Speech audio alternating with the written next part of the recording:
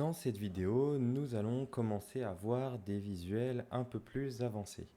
Donc pour ce faire, je vais créer une nouvelle page ici dans ma section Add Page, donc en haut à gauche de ma barre d'outils. Et nous avons donc maintenant une nouvelle page blanche. Nous avons ici accès à gauche à nos différentes pages, donc on peut cliquer dessus pour passer de la première à la deuxième par exemple.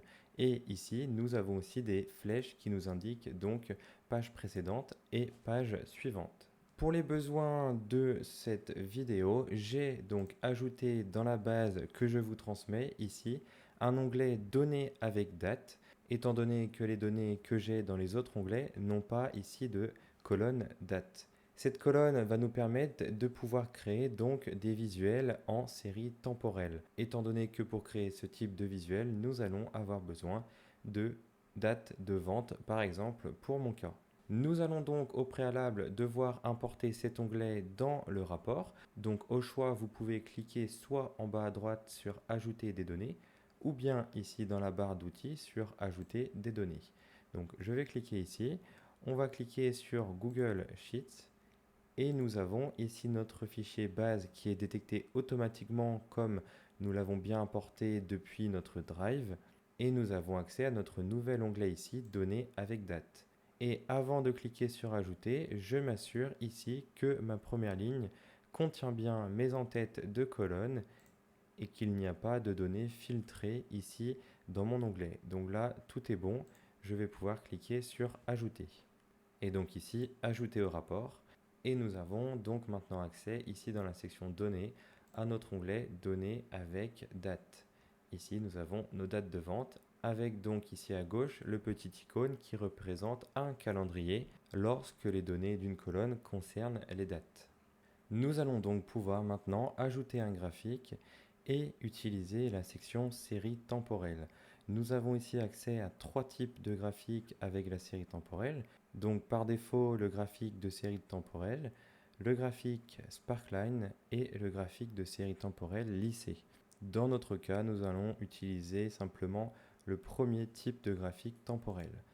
Et je peux ici par exemple le placer en haut à gauche de mon rapport. Comme vous pouvez le voir ici d'un coup d'œil, Google Data Studio nous a ici sélectionné par défaut notre colonne date de vente et nous l'a placé du coup dans notre dimension ici, ainsi que dans la dimension associée à la plage de date. Néanmoins, la métrique n'est pas bonne ici, étant donné que nous souhaitons avoir notre chiffre d'affaires. Donc je vais déplacer ici ma colonne chiffre d'affaires dans la métrique et supprimer l'ancienne métrique. Et grâce à ce visuel, nous avons accès à notre chiffre d'affaires sur la semaine du 4 au 10 avril, étant donné que mes données ici dans la colonne avec date concernaient seulement la semaine du 4 au 10 avril. Afin donc de changer ici l'axe des abscisses, vous pouvez très bien ici cliquer sur le petit calendrier à gauche donc de la colonne date de vente et vous allez pouvoir ici dans le type des données choisir par exemple ici le format année, année ou trimestre ou d'autres selon donc les données temporelles que vous disposez. Pour mon cas, je dispose seulement des données concernant la semaine du 4 au 10 avril, donc je vais laisser comme cela. Mais vous pouvez très bien ici donc modifier l'axe des abscisses selon la période temporelle qui vous convient le plus. Nous avons aussi accès ici dans la fonction Setup tout en bas à une option qui s'appelle plage de date par défaut. Donc de base ici c'est coché en automatique et ça va donc nous sélectionner toutes nos dates du 4 au 10 avril.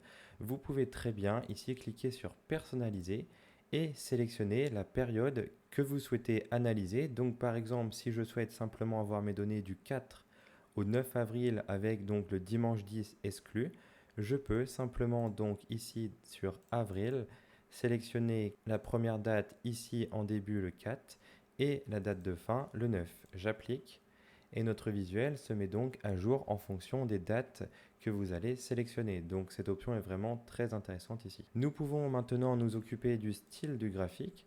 Donc personnellement pour les séries temporelles, je préfère ici le graphique en barre qui est beaucoup plus lisible dans la majorité des cas que le graphique en ligne, étant donné que là, nous voyons très bien sur quel jour nous avons effectué le plus de chiffre d'affaires. Je vais aussi cliquer sur cumulative pour avoir ici nos jours donc dans l'ordre croissant du chiffre d'affaires et non pas dans l'ordre chronologique de l'axe des abscisses.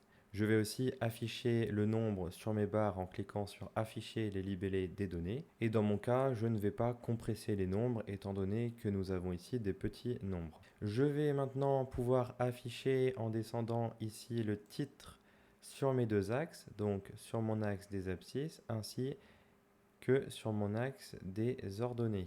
Comme vu ici dans une précédente vidéo, vous pouvez bien entendu modifier le nom du titre de l'axe des abscisses ainsi que des ordonnées en cliquant tout simplement ici sur l'agrégation à côté de la colonne et vous pouvez ici renseigner donc un nouveau titre à votre nom de l'axe. Donc par exemple ici, je vais rajouter en euros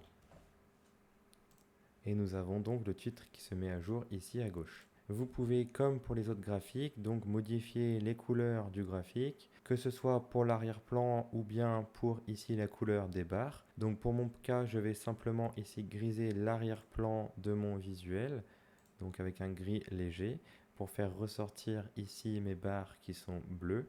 Je vais aussi centrer ma légende, étant donné que j'ai seulement chiffre d'affaires en euros d'afficher ici. Donc dans la section légende, vous pouvez cliquer sur alignement et centre, ce qui vous amènera ici donc chiffre d'affaires en euros au centre du visuel, et ce qui est bien entendu beaucoup plus cohérent. Dans tous les cas, grâce à Google Data Studio, vous avez remarqué donc que la création d'un graphique avec une série temporelle est très facile et surtout vous avez la possibilité de changer donc le visuel sous format de barre au visuel sous format de ligne avec ici un simple clic donc dans le style du graphique. Dans le style du graphique, nous avons aussi accès à une option très intéressante ici qui s'appelle la ligne de référence. Cette ligne de référence va nous permettre de pouvoir incrémenter un objectif à nos graphiques. Donc, je vais cliquer ici sur ajouter une ligne de référence et grâce à cette option, je vais pouvoir ajouter sur mon visuel l'objectif de mon chiffre d'affaires quotidien sur la période donnée.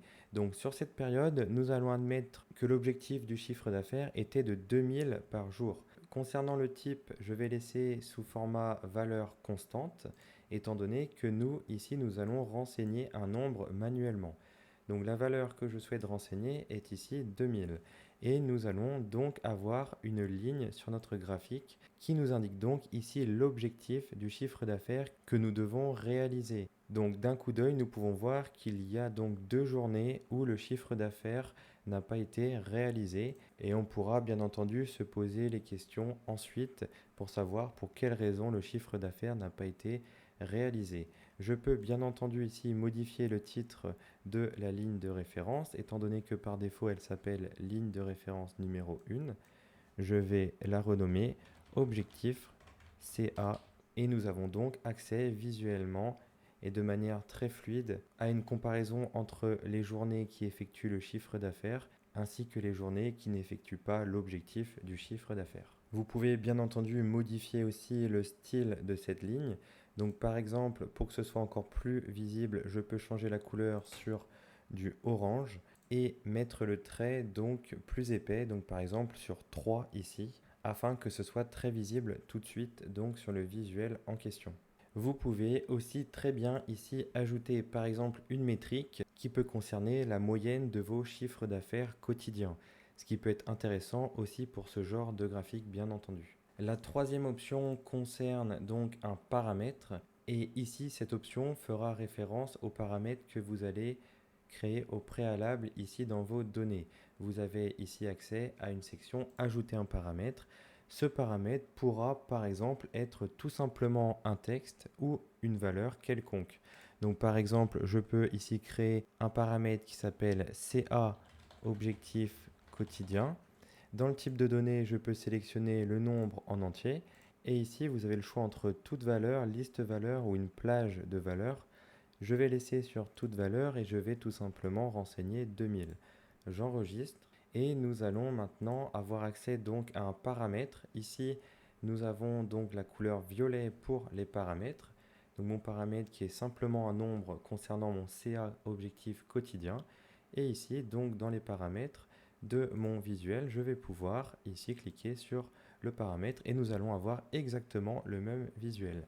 L'avantage en créant ce type de données, donc un paramètre, et que maintenant vous avez accès directement dans vos données à ce nombre et vous pouvez par exemple l'ajouter dans n'importe quel visuel sans par exemple à chaque fois devoir renseigner le nombre ou bien renseigner donc des données dans la section style du graphique. Donc n'hésitez pas ici dans votre colonne données à ajouter un maximum de paramètres, surtout si ce paramètre sera utilisé de manière courante donc dans vos visuels. Vous pouvez bien entendu ajouter plusieurs lignes ici à votre graphique. Par exemple, je peux très bien laisser objectif CA quotidien et ajouter une autre ligne qui concernera mon chiffre d'affaires moyen cette fois-ci.